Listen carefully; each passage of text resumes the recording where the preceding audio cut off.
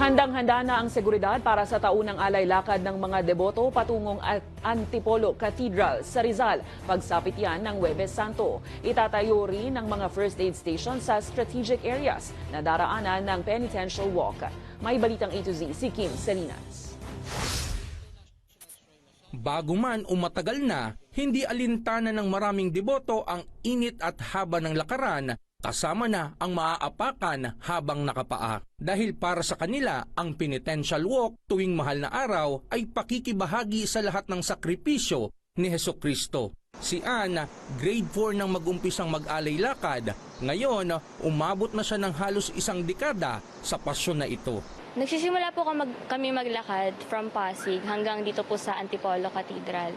Yung napifeel po namin kapag naglalakad, actually hindi po namin namamalayan na napapagod kami. Aabutin umano ng 3 hanggang 4 na oras ang paglalakad mula Pasig patungong Antipolo. Pero baliwala ang tagal dahil paraan ito ng kanilang pagpapasalamat. Ikinatutuwa naman ng pamunuan ng Antipolo Cathedral ang paglahok ng maraming kabataan tulad ni Ann. Majority dyan na naglalakad ay mga kabataan na imbis na mag-outing, imbis na kung ano gawin, nagkakaroon tayo ng oras, panahon para magsakripisyo. Dagdag pa ni Father Tolentino, naging ang tradisyon ay umahon ng palakad papuntang Antipolo.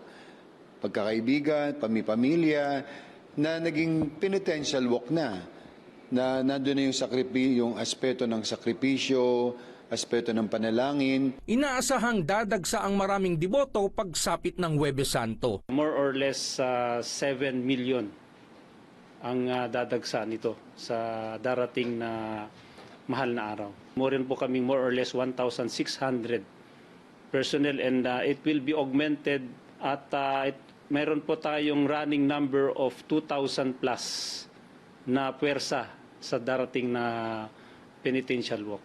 Nagpaalala na rin ang otoridad sa publiko ng mga hindi dapat dalhin para iwas sa gabal at sakuna. Iwasan po natin yung pagdadala ng mga matutulis o nakakasugat na bagay. Bawal na bawal po yan. Ang pagsusuot ng mga mamahaling gamit, iwasan natin, no? Ihahanda na rin ng PDRRMO ang mga first aid stations sa iba't ibang strategic places patungong katedral.